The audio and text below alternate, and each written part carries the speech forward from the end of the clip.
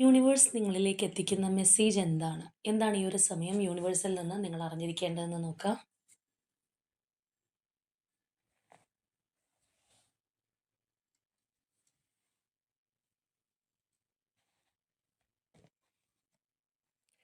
Adventure,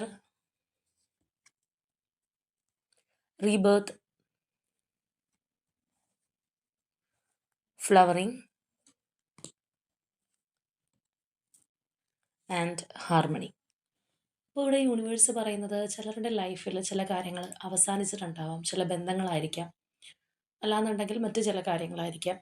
അപ്പോൾ അതിനി എന്നേക്കുമായിട്ട് അവസാനിച്ചു പോയൊരു തിരിച്ചു വരവുണ്ടാവില്ല എന്ന് വിചാരിച്ചിട്ടുള്ള ചില കാര്യങ്ങൾ പുതിയ രൂപത്തിൽ അല്ലെങ്കിൽ ഒരു ന്യൂ ബിഗിനിങ് ആയിട്ട് നിങ്ങളിലേക്ക് വരാനായിട്ട് പോകുന്നുണ്ട്. ചിലരുടെ ലൈഫിലേക്ക് വരാനായിട്ട് പോകുന്നുണ്ട് എന്നുള്ളതാണ്. അതുപോലെ തന്നെ യൂണിവേഴ്സ് ഇവിടെ നമ്മളെ ഓർമ്മിപ്പിക്കുന്നത് ചില വ്യക്തികൾ അവരുടെ ലൈഫിൽ ഒരു ആക്ഷൻ എടുക്കേണ്ടുന്ന സമയമായിട്ടുണ്ട്. അല്ലെങ്കിൽ ചില ഡിസിഷൻ എടുക്കേണ്ടുന്ന ഒരു സമയമാണ്.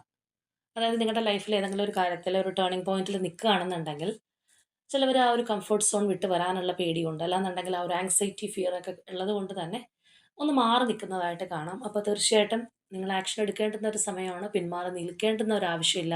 കാരണം സമയം നഷ്ടപ്പെട്ടു പോയി കഴിഞ്ഞാൽ തിരിച്ച് കിട്ടില്ല. ഇതാണ് നിങ്ങൾക്ക് അതിനുള്ള ഒരു സമയം എന്ന് യൂണിവേഴ്സ് ഇവിടെ നമ്മളെ ഓർമ്മിപ്പിക്കുന്നുണ്ട്.